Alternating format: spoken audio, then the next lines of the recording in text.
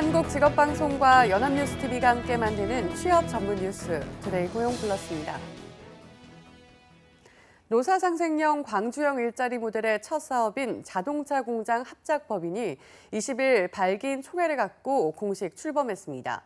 광주시는 올해 하반기 자동차 공장 착공에 들어가 2021년부터 양산에 들어간다는 계획입니다. 김경인 기자입니다. 광주형 일자리 자동차 공장 합작법인이 첫 발을 내디뎠습니다. 광주시가 광주형 일자리를 공약화한 지 5년여 만입니다. 합작법인 명칭은 주식회사 광주글로벌모터스로 결정됐습니다. 초대 대표이사에는 박광태 전 광주시장이 선임됐습니다. 주식회사 광주글로벌모터스 자동차 공장은 친환경화, 디지털화, 유연화를 통해서 지속가능성, 수익성, 확장성 등 3대 목표를 실현해서 세계적 기업으로 성장해 갈 것입니다. 사회 대통합의 모범적 성공 사례를 만들겠습니다. 법인 총 사업비는 5,754억 원입니다. 자기자본금 2,300억 원은 광주그린카진흥원과 현대차, 광주은행 등 36개 투자사가 되고 나머지는 금융권에서 조달할 계획입니다. 합작법인은 올해 말 광주 빅그린 산단에 공장을 착공하고 오는 2021년부터 본격적인 양산에 돌입한다는 구상입니다. 광주 글로벌모터스는 연간 10만 대 규모의 경영 SUV를 현대차로부터 위탁받아 생산하면서 약 1,000개 규모의 정규 일자리를 만들게 됩니다. 일단 광주형 일자리가 상생형 일자리의 가장 모범적인 것이고 첫 번째 스타트이기 때문에 당연히 저희 정부에서는 이제 잘 성공적으로 진행될 수 있도록 범정부 차원에서 지원을 아끼지 않을 거고요. 함께 참여하는 노동계와의 불협화음은 아직 남아 있습니다. 노동계가 현대차가 추천한 이사에 대한 부정적인 입장을 밝히면서 이사 2명에 대한 선임은 다음으로 미뤄졌습니다. 연합뉴스TV 김경인입니다. 문재인 대통령이 전주에서 열린 효성 탄소섬유 신규 투자 협약식에 참석했습니다. 전략 물자이자 일본 의존도가 높은 소재였는데 이번 기회에 자립해 제조업 강국이었던 한국의 저력을 보여주자 촉구했습니다. 강민경 기자입니다. 그래도 요즘은 이렇게 꿈을 꾸면 그게 몇 년이면 현실이 되더라고요. 문재인 대통령이 탄소 섬유로 만든 자동차 모형에 올라탄 뒤에 한 말입니다. 강철 무게의 절반도 안 되면서 10배나 강한 탄소 섬유는 항공 우주 등 미래 산업에 꼭 필요한 핵심 소재입니다. 일본이 선도하는 분야인데 국내에선 뒤늦게나마 효성그룹이 개발해서 양산을 시작했고 1조 원 규모의 추가 투자까지 결정했습니다. 위기를 새로운 도약의 기회로 삼는 이상한 각오와 자신감이 느껴집니다. 책임 있는 경제 강국이 되기 위해서는 핵심 소재의 특정 국가 의존도를 줄여야 합니다. 문 대통령은 특히 수소차와 탄소 섬유 산업의 시너지를 강조했습니다. 미래 성장 동력인 두 분야만큼은 경쟁력을 높여서 제조업 강국이던 한국의 저력을 보여주자 촉구했습니다. 수소 경제라는 게 탄소 섬유가 있어서 가능한 부분이기 때문에 최선을 다하고 있습니다. 자신 있다 말씀이시죠? 자신 있습니다. 국가 차원의 확실한 지원도 약속했습니다. 소재와 장비 분야의 핵심 전략 품목을 선정한 뒤에 8조 원이 넘는 예산을 집중적으로 지원해서 판로를 뚫겠다 밝혔습니다. 한편 정부는 국무회의에서 소재와 부품, 장비 산업의 연구 개발 산업에 대한 예비 타당성 조사를 면제하기로 의결했습니다. 핵심 소재의 기술 개발로 일본의 경제 보복을 전화위복의 기회로 삼자는 문 대통령의 꿈이 반영된 걸로 보입니다. 연합뉴스TV 강민경입니다. 한 달 전 화물연대 파업으로 물류 기능이 일시 마비됐던 경기도 안성 홈플러스 신선물류센터가 이번에는 한국노총 노조원들의 파업으로 또다시 멈춰섰습니다. 홈플러스는 노조의 파업으로 하루 30억 원 이상의 손실을 보고 있습니다. 보도에 강창구 기자입니다. 전국 100여 개 매장에 신선 제품을 배송하는 홈플러스 신선물류센터입니다. 트럭들이 쉴 새 없이 드나들어야 할 시간인데도 정문은 굳게 닫혀 있고 트럭 상하차장은 텅 비어 있습니다. 하루 수백 대 트럭이 오가야 할 물류센터 정문이 이처럼 봉쇄됐습니다. 물류 기능이 마비되면서 야채와 과일, 생선, 고기 등 신선 제품이 냉동 창고에서 그대로 묶였습니다. 신선 제품은 하루만 지나도 상품 가치가 떨어지기 때문에 최소 수십억 원의 피해가 불가피합니다. 반면 센터로 반입돼야 할 물품들이 들어오지 못해 창고 한쪽은 텅 비었습니다. 지난달 화물연대의 정문 봉쇄로 한 차례 마비됐던 물류센터가 이번엔 한국노총의 점거로 또다시 멈춰선 겁니다. 화물연대가 B조합원을 사측에 부당한 압력을 가해가지고 타 사업장으로 전환 배치를 시키려 하기 때문에 저희는 파업을 하고. 하지만 화물연대 측은 비리 운송기사에 대한 징계를 사측에 요구한 것뿐이라고 반박합니다. 개인 비리로 퇴출된 조합원이 자기가 피해자인 양 코스프레를 하면서 저 조합원과 물류센터를 볼모로 저렇게 불법적인 파업을. 이틀간 막혔던 출입구는 20일 오후부터 일부 풀렸지만 노노 간 갈등이 극심해 물류기능 정상화에는 상당한 시간이 소요될 전망입니다. 연합뉴스TV 강창호입니다. 불황을 모르는 것 같던 미국 경기의 침체 징후가 곳곳에서 감지되고 있습니다. 또 홍콩의 송환법 반대 시위와 이를 둘러싼 미중 간 신경전에 일본의 수출 규제로 한국 경제도 하강 위험이 커졌는데요. 그러자 연내 한국은행의 기준금리 추가 인하 관측이 확산하고 있습니다. 이순국 기자입니다. 제조업 중심 한국 경제의 버팀목 수출은 지난해 12월부터 벌써 8개월째 내리막길을 걷고 있습니다. 가장 큰 원인으로는 미국과 중국의 무역 분쟁을 시작으로 잇따르는 대외 악재가 꼽힙니다. 일본의 경제 보복에 이어 미국에선 경기 침체의 가장 확실한 전조로 해석되는 장단기 국채금리 역전 현상이 벌어졌고 범죄인 송환법에 반대하는 홍콩 시위는 장기화 조짐을 보이고 있습니다. 그야말로 엎친 데 덮친 격입니다. 경기를 되살리려 5조 8천억 원의 추가 경정 예산이 집행에 들어갔고 지난달 예상을 깬 기준금리 인하도 단행됐지만 나라 안팎에서 전망하는 올해 한국의 경제 성장률은 점점 1%대로 내려가는 실정. 한국은행이 연내 다시 한번 기준금리 인하 카드를 꺼내들 것이란 관측이 힘을 얻는 이유입니다. 상황 변화에 따라서 필요하면은 어떤 통화정책적 대응을 고려해 볼 수 있다. 실제 적정 기준금리는 0.9%라며 내년까지 두 차례 추가 인하를 예상한 국책은행도 있습니다. 다만 기준금리 인하가 어렵게 잡은 가계부채 증가세와 원화 가치 하락을 부채질할 수 있다는 점은 부담입니다. 기준금리를 결정하는 한은금융통화위원회는 이달 말과 10월, 11월까지 올해 3차례 남아 있습니다. 추가 인하 시점으로는 4분기를 꼽는 전망이 많지만 일각에선 오는 30일 전격 단행될 수 있다는 관측도 나옵니다. 연합뉴스TV 이승국입니다. 일본 정부가 한국에 대한 수출 규제 품목 가운데 하나인 반도체 핵심 소재 포토레지스트 수출을 두 번째로 허가했습니다. 경제 보복이 아닌 정상적인 수출 허가를 하고 있다는 일본의 명분 쌓기용으로 현재로선 큰 의미를 부여하기 어렵다는 분석이 나옵니다. 윤선희 기자입니다.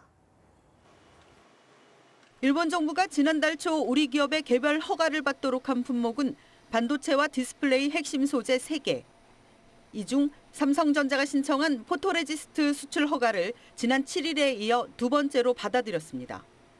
두 차례 허가로 삼성은 모두 9개월 침물량을 확보한 것으로 알려졌습니다. 포토레지스트는 반도체 생산 라인의 극자외선 공정에 사용되는 것으로 군사 전용 가능성이 없어 수출 규제 명분도 없다는 지적을 받아왔습니다. 이런 가운데 삼성전자는 다음 달 4일 일본 도쿄에서 올해 4번째 글로벌 파운드리 포럼을 예정대로 열고 첨단 극자외선 공정 등을 설명할 계획인 것으로 전해졌습니다. 정부와 반도체 업계는 일본의 수출 허가를 지나치게 확대 해석할 필요가 없다고 지적했습니다. 한국의 세계무역기구 WTO 제소 추진과 대내외 비판 여론을 의식해 수출 규제가 경제 보복이 아니라는 명분을 쌓으려는 조치라는 겁니다. 중국 베이징에서 열리는 한일 외교장관 회담을 앞두고 유화적인 태도를 보이는 것 아니냐는 분석도 나옵니다. WTO 분쟁에서 패소를 하는 그런 그 근거를 만들지 않기 위한 작전이다라는 게 1차적으로 효과로 좀 보여지는 거고, 일본 측 입장에서는 그런 여러 가지 그 포석도 뭐 있을 수 있다고. 일본이 오는 28일 한국을 백색 국가에서 제외하는 조치를 시행할 예정인 가운데 우리 정부는 수출 규제의 완전한 철회를 요구하고 있습니다. 연합뉴스 TV 윤선입니다. 20일 해리 해리스 주한 미국 대사가 국내 주요 기업 경영자들의 초청에 비공개 간담회를 가졌습니다. 이례적인 행사인데요. 한일 관계 회복이 한밀 외교 안보 차원에서도 중요하다며 기업인의 역할을 강조했다고 합니다. 나경열 기자입니다. 삼성전자, 현대차 등 국내 주요 20여 개 기업의 최고 경영자나 임원이 한자리에 모였습니다. 모임은 비공개로 이뤄졌는데 해리 해리스 주한 미국 대사가 초청에 이뤄졌습니다. 미국 대사가 국내 기업인들을 대규모로 초청해 행사를 갖는 건 이례적입니다. 1시간여간 진행된 간담회에서 해리스 대사는 한국과 일본의 관계 회복에 힘써달라고 당부한 것으로 전해졌습니다. What is the contents? What is Korean companies?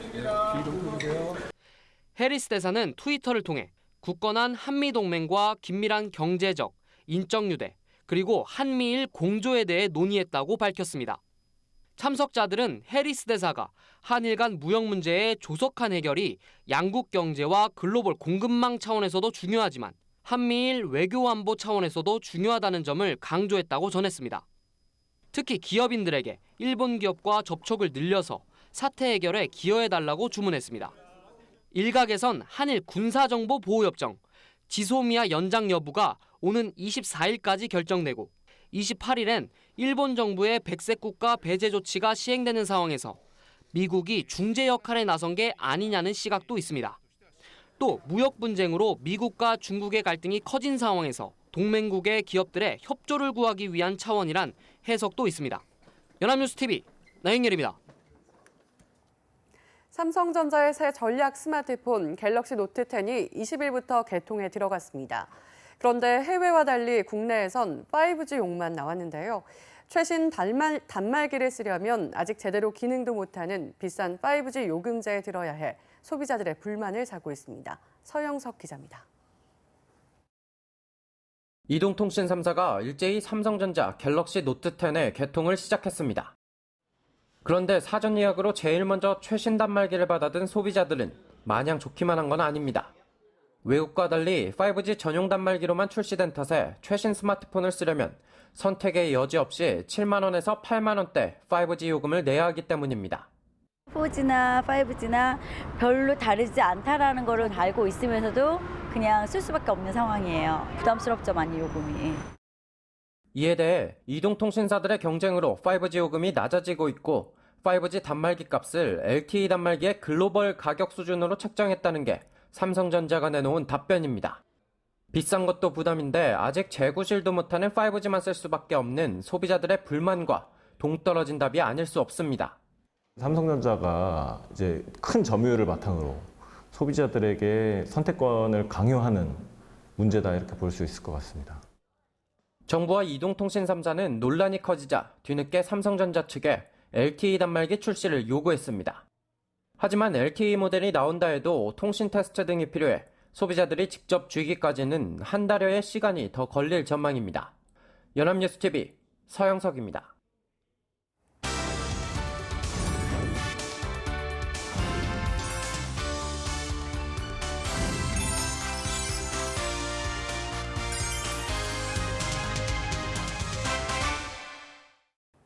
대한민국 50만 구직자의 일자리 현황을 데이터로 풀어봅니다. 투데이 데이터 뉴스 시간 안수영 아나운서 안녕하세요. 안녕하세요. 데이터 뉴스 시간입니다. 최근 뜨고 있는 직업 중 하나가 바로 1인 크리에이터입니다. 그렇다면 1인 크리에이터의 실제 직업적 만족도와 수입은 과연 어떻게 될까요? 데이터 뉴스에서 살펴보겠습니다. 네, 정말 요즘 핫한 직업입니다. 특히 연령층이 낮을수록 1인 크리에이터에 더욱 열광을 하고 있잖아요. 네, 그렇습니다. 1인 크리에이터는 2018년 교육부와 한국직업능력개발원이 실시한 초등학생 장래희망 직업조사에서 5위를 차지했을 정도로 어린 연령층에게 특히 인기가 있는데요. 또한 10대 청소년들 75%가 현재 방송을 하고 있거나 할 계획이라고 답할 정도로 1인 크리에이터를 지망하는 경우도 상당히 많습니다. 하지만 이상과 현실은 언제나 차이가 있으니 실제 직업적인 환경을 살펴볼 필요가 있겠죠. 그런데 얼마 전 1인 크리에이터의 노동 환경을 분석한 보고서가 한국노동연구원과 한국문화관광연구원을 통해 발표됐습니다. 1인 미디어 콘텐츠 크리에이터들이 등록된 한국 MCN협회 회원 250명을 대상으로 설문조사를 벌인 미래의 직업 프리랜서란 제목의 보고서에 이 같은 내용이 실려 있는 건데요. 보고서에 따르면 전업으로 크리에이터를 하는 경우 월 평균 소득이 536만 원으로 조사됐다고 합니다. 이를 연봉으로 환산하면 6,432만 원이 되는 셈이죠. 와, 정말 상당히 높은 편이네요. 초등학생과 청소년들이 선호하는 직업답게 높은 소득을 유지하고 있네요. 네, 더욱이 1인 크리에이터가 되기 전 응답자들의 월 평균 소득은 295만 원이었으니 방송을 시작하면서 소득이 약 1.8배가 늘어난 셈이라고 합니다. 하지만 무조건 크리에이터의 수입이 높다고만은 할 수 없는데요. 이들의 월 평균 소득은 536만 원이지만 그 중간값은 150만 원에 불과합니다. 그러니까 1인 크리에이터 간에도 소득 편차가 심하다는 거죠. 응답자 중 최대 월 평균 최대 5천만 원을 버는 크리에이터도 있었지만 주업임에도 5만 원밖에 벌지 못하는 크리에이터도 있었다고 합니다. 네, 편차가 상당히 심한데요. 그만큼 크리에이터 간의 경쟁도 치열하다는 의미일 것 같습니다. 네, 그렇습니다. 크리에이터를 부업으로 하는 사람의 월 평균 소득은 333만 원, 취미로 하는 경우는 114만 원의 소득을 올리고 있었는데요. 그만큼 주업인 경우보다 소득이 상대적으로 적은 편입니다. 그만큼 고소득 크리에이터가 되기 위해선 열심히 해야 한다는 거죠. 실제로 크리에이터들의 업로드 영상 제작 시간을 살펴보니 평균 35.9시간에 걸리는 것으로 조사됐습니다. 일반적으로 9시에 출근해서 6시에 퇴근하는 회사원들의 근무 개념으로 따지면 꼬박 4일이 걸리는 셈이죠. 네, 결코 만만치 않은 작업 시간인데요. 그렇다면 1인 크리에이터의 경우 이렇게 올린 영상을 통해 어떻게 수익을 올리고 있었던 건가요? 네, 그 수익의 비율을 살펴보니 광고 수익이 전체 43.9%를 차지해 비중이 가장 높은 것으로 조사됐습니다. 시청자들의 후원도 24.2%로 상당히 높은 비율을 차지하고 있었습니다. 또 홍보, 판매는 20.7%였고 임금은 11.2% 순으로 대다수가 광고와 후원을 통해 수익을 얻고 있는 것으로 조사됐습니다. 또 주로 이용하는 플랫폼으로는 유튜브가 58.7%로 가장 많았는데요. 네이버는 19.4%였고 인스타그램은 10.3%, 아프리카 TV는 4.5% 순이었습니다. 네, 광고 수익이 큰 비중을 차지하고 있다는 건 지상파나 케이블 수익 구조와 비슷한 셈인데요. 하지만 이렇게 광고 수익으로 소득을 얻으려면 스트레스도 만만치 않을 것 같은데 직업적 만족도는 높은 편이었나요? 네, 상당히 높았습니다. 일반인으로서 느끼는 행복감의 정도가 평균 6.3점인데 1인 크리에이터로서 느끼는 행복의 정도가 6.7점으로 나타난 거죠. 하지만 문제도 있습니다. 크리에이터들의 4대 보험 가입률을 살펴보면 국민연금 가입률은 67.5%, 건강보험 가입률은 89.8%, 이것은 비교적 높은 편이었지만 고용보험과 산재보험은 50%대로 나타났는데요. 지금부터 희망하는 활동 연수도 14년이었지만 실제 활동 경력은 평균 2.8년에 불과해서 직업적 안정도 면에선 여전히 불안정한 것으로 조사됐습니다.